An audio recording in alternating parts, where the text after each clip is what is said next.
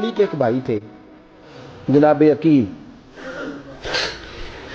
جناب عقیل وہ جب انہوں نے کلمہ پڑھا تو نبی پاک کے بڑا قریب رہنے لگے, اور میرے نبی کریم صلی اللہ علیہ وسلم بھی ان سے بڑا پیار کرتے. حضور فرماتے تیرا کلمہ پڑھنے کی مجھے ڈبل خوشی ہوئی ہے. یا رسول اللہ کس طرح؟ فرمایا ایک میرا تو صحابی بنا ہے, دوسرا تو میرا بھائی تھا مسلمان ہو گیا ہے. حضور بڑا پیار کرتے. اب یہ محبت جو ہوتی ہے نا, اس میں دوڑ بھی لگتی ہے اور یہ بری نہیں ہوتی, یہ دوڑ بڑی اچھی ہوتی ہے. حضرت عقیل اب قریب رہنے لگے.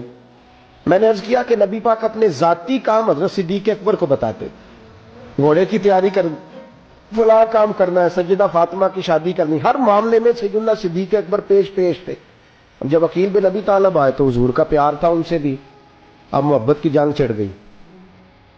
اب جناب عقیل کہتے ہیں میں کہنے لگا یار یہ کہیں پیچھے ہوتا ہی نہیں, ہر معاملے میں اسے پیچھے بٹھاؤ بھی تو آگے آ جاتا ہے, اس نے کیا کمال کر دیا ہے. کہتے ہیں آہستہ آہستہ نا میں جوان تھا, ابھی نوجوانی کا عالم تھا, تو وہ خاص پہلو میں سمجھنے سے ابھی قاصر تھا. توجہ ہے آپ کی؟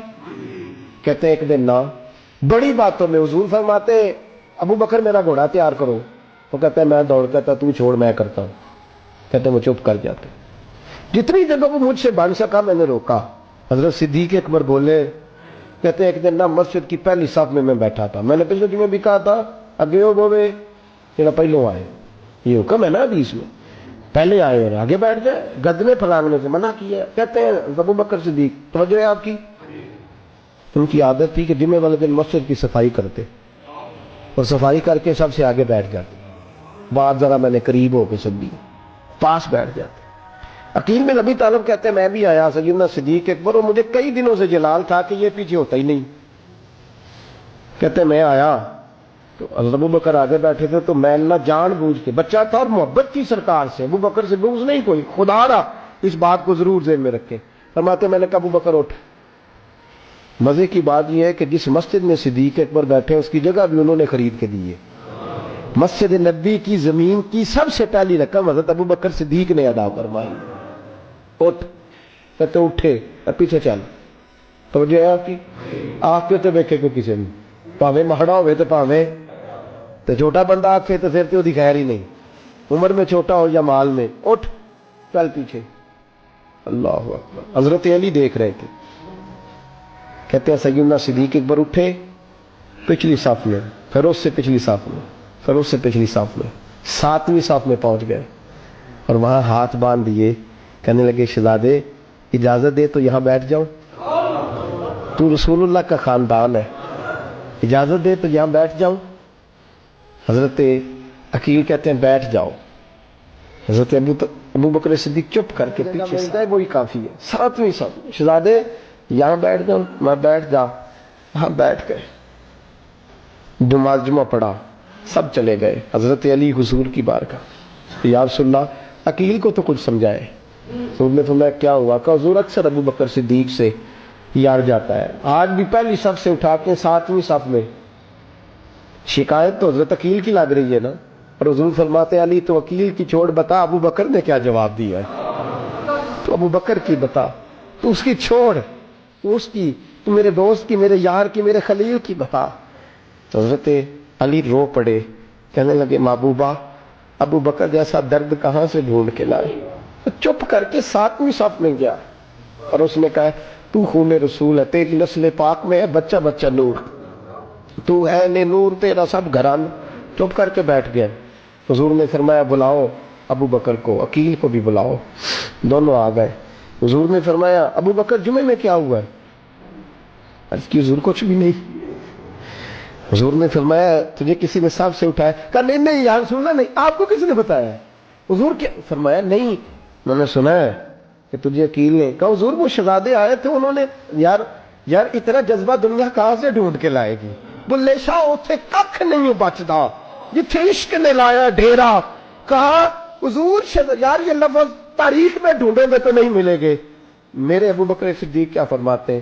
کہا حضور وہ نسل رسول کا شہزادہ ہے نا, اس نے ابو بکر کو 7ویں صف میں ابو بکر کا بیٹھنا پسند کیا تو ابو بکر راضی ہے. حضور اس نے یہاں بیٹھنا پسند کیا, تیری نسل پاک میں بچہ بچہ نور, تو ہے نے نور تیرا. اور کہا حضور وہ خاندان ہے میں خادم ہوں, فرق تو ہے نا, وہ خاندان ہے میں خادم ہوں.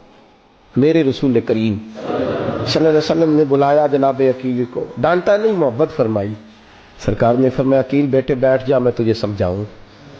پھر حضور نے بات چھیڑی، فرمایا تجھے پتہ ہے میرا ابو بکر کون ہے؟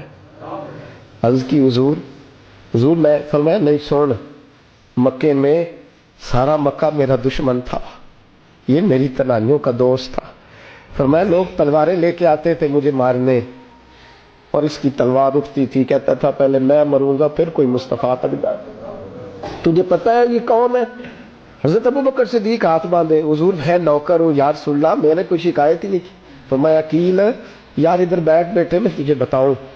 کہا لوگ مجھے شیب ابی طالب میں قید کر آئے تھے، میری بیٹیاں پتے کھا کے گزارا کرتی تھی، یہ ابو بکر تھا پورے مکے میں جو ظلم سہ سہ کے میرے تک غلہ اور اناج لے کے آتا تھا۔